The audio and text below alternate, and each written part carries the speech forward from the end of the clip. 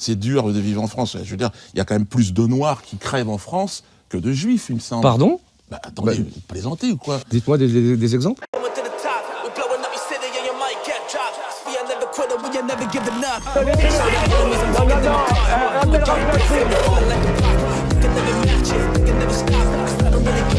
Vous fumez, monsieur? Le football, il a changé. Oui, peut-être. Ouais, c'est Laurent Delamousse, bienvenue aujourd'hui pour une nouvelle vidéo et j'espère que tout le monde va bien. Messieurs, dames, aujourd'hui on va parler du clash entre Bruno Attal et Dieudonné, du sujet du moment, est-ce que le racisme anti-blanc existe? On va parler de TK78 et de bien d'autres sujets encore. Avant de partir pour cette nouvelle vidéo, c'est le moment de soutenir la chaîne et moi-même en mettant votre plus gros pouce bleu, votre meilleur commentaire. On n'oublie pas de s'abonner et d'activer la cloche pour pas rater les prochaines vidéos. On fait de même sur la chaîne principale, la chaîne Mousse. On me rejoint sur Instagram, TikTok, Twitch pour pas rater le live du dimanche soir à 21h30. Et maintenant que tout ça est fait, on va chercher à boire, à manger, on se met à l'aise. Et moi je m'occupe du reste. On va commencer cette vidéo par une ancienne chroniqueuse de l'émission Touche pas à mon poste qui s'est disputée avec son copain en plein stream devant tout le monde à cause d'un jeu vidéo. On va parler d'Agathe Pro. Tu peux R ou pas? Pourquoi tu reviens, bébé? Parce qu'il me dit tape le, donc j'y vais, putain. Mais j'ai toi qui me dit tape le, j'ai l'autre derrière qui me dit pourquoi t'y vas, je peux plus là. Arrête de t'énerver. Tu te fous de ma gueule ou quoi? Arrête de il me dit tape le et j'ai l'autre derrière, mais pourquoi t'y vas? Allez. Et quand t'es revenu, tu t'es suicidé. Lâche-moi. Ça va, tranquille, on les a tués. Tout va bien. En fait, dans ce fight-là, par exemple, Arrête de t'aurais rire, pu tu R. rends fou. T'es en décalé, donc il me donne une consigne, il me dit tape le. Au moment où j'y vais, l'autre il me dit pourquoi t'y vas Par dans contre, mon me oreille parle là. pas comme ça, je te le dis direct. Mais toi hein, aussi, me commence parle pas à comme ça. t'énerver, en fait. Hein. Toi aussi me parle pas Donc, comme ça, commence me dis pas à ouais, t'énerver. focus sur le farm, nanana, ouais, c'est bon, lâche-moi. Fais ta game solo.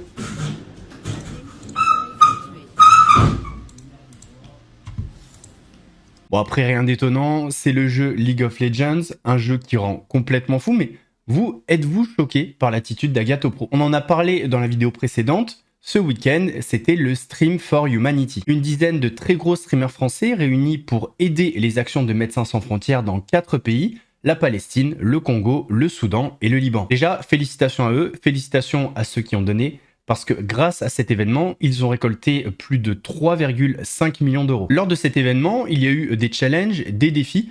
Tout le monde a donné de sa personne pour faire vivre l'événement, vivre les différents streams, et c'était quelque chose d'assez plaisant. Il pleure? Bah je pense que Les amis, ça va repousser, on s'en bat les steaks. ça va repousser, il a raison. Son mindset il est bon les gars. Les amis, dans 20 minutes, Pour l'armée. on quitte le live. C'est le moment les frères. Les gars, je vais pleurer, il faut dire je vais pleurer. C'est rien, ça repousse, c'est Ça comme... repousse, ça repousse, ça repousse. Tu le fais pour la meilleure Non, je vais lui faire un câlin un peu. Je suis fier de toi, pour la bonne cause. Je suis finito les frères.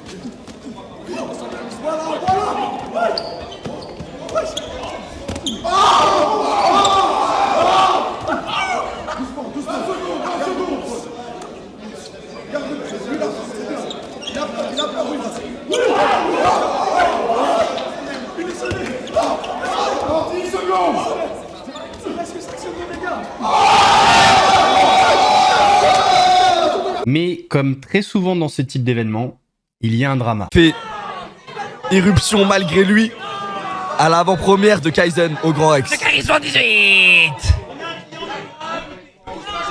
dès que ça parle de pointeur. Bah peut-être il dénonce ça, il est chaud. Toi, ça te choque pas, ce genre de comportement? Par exemple, là, demain, tu reçois des messages. C'est pas cul. C'est pas Faut donner la rêve de couille au cul. Faut donner la rêve de couille au cul. Non, non, non. Alors pour expliquer, Billy pose la question à Squeezie et lui demande qui a fait éruption à la première de Kaizen malgré lui sans être invité. Donc Squeezie répond TK78, The Kerry 78. Et là, Amine va dire pointeur. Alors c'est une réputation qui colle à la peau de TK depuis très longtemps parce qu'il était sorti avec une fille de 16 ans. Ce qui se passe en Palestine, t'en penses quoi de ce qui se passe au Liban? Non, faut remettre les choses sur moi. Wesh, à un moment donné, j'ai pris tarif, j'ai envie de faire ma vie. Moi, ce que je demande envers Billy, et je vous le promets, et je mâche pas mes mots, ce que je demande envers Billy et Amine m'a tué, la moindre des choses, parce que dire ça devant plus de 100 000 viewers, faut faire à un moment donné, faut faire attention à ce qui sort de notre bouche. Amine, faut que tu fasses attention à ce qui sort de ta bouche. C'est quand même un événement super important, un événement caricatif où justement, vous aidez justement les pays en difficulté. Et par-dessus tout ça, frérot, t'arrives à sortir ce mot-là. C'est un truc de baiser, frérot.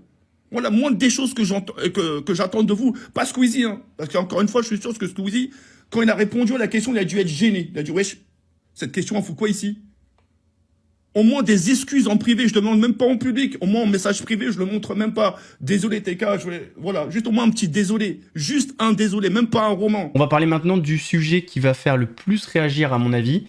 Je pense que dans l'espace commentaire, ça va s'étriper sévère. On va parler du racisme anti-blanc. Tout commence par cette séquence sur le plateau de Touche pas à mon poste. Comparer le racisme anti-blanc au racisme envers les Noirs et les Arabes, c'est comparer un feu de paille et un feu de forêt. Mais pas du tout. Si, c'est pas parce vrai. qu'il y a un phénomène qui est marginal, qui se limite à des injures, et de l'autre côté, tu as des phénomènes massifs. Discrimination à l'embauche, discrimination dans l'accès au logement, discrimination dans l'entrée aux boîtes de nuit, discrimination dans l'accès aux prêts bancaires. La chanson, tu sais, je crois que ça va pas être possible. Apparemment, les propos de Thomas Guénolé ont choqué, et c'est pour ça que le lendemain, Cyril Hanouna pose la question, est-ce que le racisme anti-blanc existe? Ce à quoi Gilles Verdez va répondre ceci. Gilles Verdez n'a pas été choqué du tout. Hein. Pas du tout, non. En fait, j'aime pas trop feu de paille, feu de forêt. Mais à part ça, le racisme anti-blanc, c'est prouvé par tous les chercheurs, n'existe pas. On peut en débattre pendant des heures. Arrête avec les chercheurs, mais on a des cas précis. Non, mais c'est de l'insulte, de l'injure, mais il n'y a pas de racisme anti-blanc systémique, parce qu'on ne peut pas, on ne peut pas considérer qu'il y a un racisme, par exemple, des Noirs, des Arabes, des jaunes, de tout ce que vous voulez, des rouges, des verts, envers les Blancs, puisque les Blancs sont les dominants. Donc il ne peut pas y avoir un racisme systémique envers les dominants. Il y a eu mais non, en plus, à la base, on a parlé de ça parce qu'il y avait une abrutie dans le métro qui avait traité quelqu'un de sale français de merde.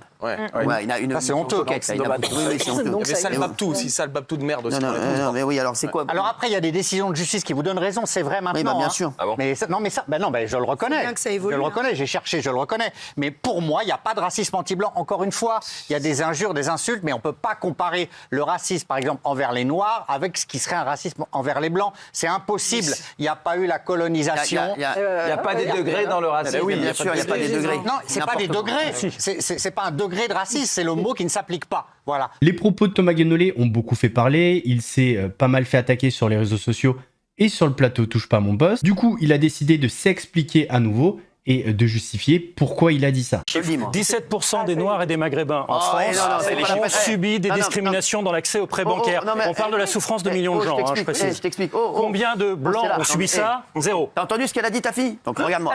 Là, c'est pas, on s'en fout des chiffres. Dis-nous ce que tu penses, toi. Arrête avec tes chiffres qui servent à rien. Là. Mais je viens prouver ce que j'affirme, puisqu'apparemment c'est chaud. Alors retourne chez toi. Allez, merci. C'est faux, quand t'es malade avec une incapacité rénale, t'as pas un prêt bancaire non plus, même si t'es blanc, je peux te le dire. 24% des Noirs et des Maghrébins se sont fait refuser l'entrée de restaurants t'as les chiffres pour les ou blancs de la boîte de nuit. Mais par leur couleur de peau. Des blancs parce qu'ils sont blancs. Qui te dit que ça existe zéro. pas? Mais qui t'a dit que ça existe pas? Des blancs parce qu'ils sont blancs. Faut écouter ou faut se laver les oreilles. 36% des Noirs et des Maghrébins se sont fait refuser l'accès, le fait d'obtenir un logement, le fait d'obtenir un logement. À la location ou à l'achat, 36%, vrai, juste pour leur couleur de peau. Des blancs parce qu'ils sont blancs, zéro. J'ai dit les insultes de racisme anti-blanc existent. Et vous avez cité quoi, tous? Que des insultes. Par contre, ton restaurant, j'aimerais bien savoir où on a dit un rebeu, un renard rentre pas dans le restaurant. Ça, j'aimerais bien le voir parce que ça m'étonnerait qu'un restaurateur...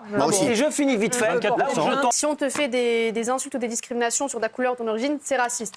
Mais cependant, je peux totalement comprendre ce que dit Thomas parce que c'est vraiment incomparable. Moi, si j'étais noire et que toute ma vie à l'école, par exemple, m'a discriminée pour ma couleur, que mes parents sont vus refuser des postes, etc.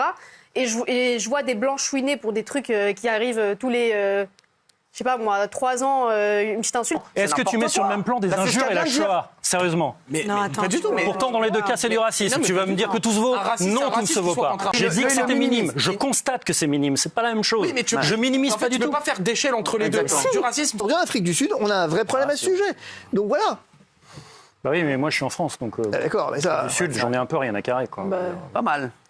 Non, je suis pas d'accord parce que... Bien sûr, pourquoi je suis pas d'accord? D'ailleurs, l'expression racisme anti-blanc a été forgée en Afrique du Sud à l'époque de l'apartheid. Je sais pas si vous le saviez. Maintenant, à vous d'intervenir. Est-ce que vous comprenez les propos de Thomas Guénolé? Est-ce que pour vous, le racisme anti-blanc existe?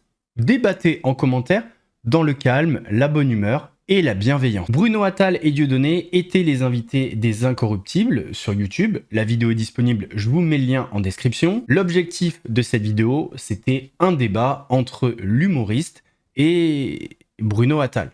Je sais pas comment le qualifier, ce mec. Un mec qui a passé plus de temps en maladie qu'en activité? Un mec qui adore le tourisme, surtout en Thaïlande? Je sais pas trop comment le qualifier. En tout cas, les deux hommes se sont retrouvés face à face. Ils avaient des choses à se dire et ça a donné un débat houleux. Est-ce en train de dire que quand même, les Juifs, c'est dur de vivre en France? Je veux dire, il y a quand même plus de Noirs qui crèvent en France que de Juifs, il me semble. Pardon? Bah, attendez, vous plaisantez ou quoi? Dites-moi des exemples. Mais partout, je veux dire, que ce soit là, que ceux qui arrivent à Mayotte, que ça arrive... C'est vous qui êtes dans la compétition, il y a plus de Noirs, il y a plus de trucs. Mais non, mais vous êtes en train de chialer, donc je suis obligé de vous dire, attendez, si on se met tous à chialer... On peut pas chialer sur l'hypercachère, on peut pas chialer sur Ilan Halimi, on peut pas chialer sur Mireille Knoll, on peut pas chialer sur la famille Sanders. Sur les Kanaks qui se sont fait buter, oui, on peut chialer, là, sur Mayotte. Alors que vous avez sorti sur les Juifs... J'ai entendu ce que vous m'avez dit, en me disant que j'étais un beau modèle. Qu'est-ce que vous répondez à ça? Peut-être même, j'ai entendu, une sorte de modèle, enfin une sorte de maître étalon de l'antisémitisme. Oui, il y a Platini et Zidane dans le foot et il y a Soral et Dieudonné dans l'antisémitisme. Alors, parfait. Voilà. Si on veut combattre l'antisémitisme, autant le faire avec nous. Avec des antisémites? Ben oui. Ben non, justement, non. Justement, ce qu'il faut faire, c'est qu'est-ce que vous faites là? Vous avez été condamné, justement, parce que à chaque fois que vous arrivez dans une émission, vous victimisez. Vous venez en Bermuda pour qu'on voit bien votre bracelet électronique. C'est une stratégie de victimisation. Pour je crois qu'on n'a pas de leçon de la victimisation, de la compétition victimaire. Pourquoi? C'est les Juifs qui se victimisent, c'est ça que vous voulez dire? Ou les sionistes, je sais pas. Ben, je sais pas. Je vous ai coupé, j'aurais dû pas vous couper. Ben oui, vous n'auriez pas dû me couper, parce que je vous ai répondu. Alors allez-y. Ben non, vous m'avez dit, je me victimise. Oui, vous arrivez sur les plateaux en disant... C'est l'hôpital qui se fout de la charité. Vous êtes en train de me dire que je suis un antisémite, que j'ai fait du mal à la communauté. Et donc vous êtes en train de vous victimiser. Donc moi... Non mais c'est une réalité. Mais vous, c'est une réalité. Enfin, mais moi j'ai un bracelet, c'est une réalité ou pas? Ben oui, mais parce que vous êtes un délinquant. Vous êtes un délinquant, vous êtes un condamné, vous êtes un multicondamné à 38 condamnations. Ouais. Et en plus, vous pleurez, vous n'avez pas fait un jour de prison avec tout le mal que vous avez fait. Vous avez le sang d'Ilan Halimi sur les mains, vous avez le sang de Mireille Knoll sur les mains. Ça vous fait rire, bien sûr que ça vous fait rire. Parce que c'est quand même un peu énorme. Est-ce que vous pouvez me dire un autre pays d'Europe où les Juifs meurent? Vous portez des accusations graves, on va laisser... Non mais vous lui portez... Non mais il y a un chrono, donc il aura le temps de répondre, donc j'ai besoin de lui envoyer... question par question. Non mais on va faire question par question, donc en effet... Sur l'accusation d'avoir du sang sur les mains. Bon, ce ne sont que quelques extraits, je vous mettrai le lien de la vidéo complète en description. N'hésitez pas à aller voir, honnêtement, c'était très houleux entre les deux. Messieurs, dames, on arrive à la fin de cette vidéo, j'espère qu'elle vous a plu. Si c'est le cas, votre plus gros pouce bleu, votre meilleur commentaire. N'oubliez pas de s'abonner et d'activer la cloche pour ne pas rater les prochaines vidéos. On fait de même sur la chaîne principale, la chaîne Mousse. On me rejoint sur Insta, TikTok, Twitch pour pas rater les lives du dimanche soir à 21h30. Nous, on se donne rendez-vous demain, peut-être, pour une nouvelle vidéo. En attendant, prenez soin de vous. Laurent de la Mousse vous salue.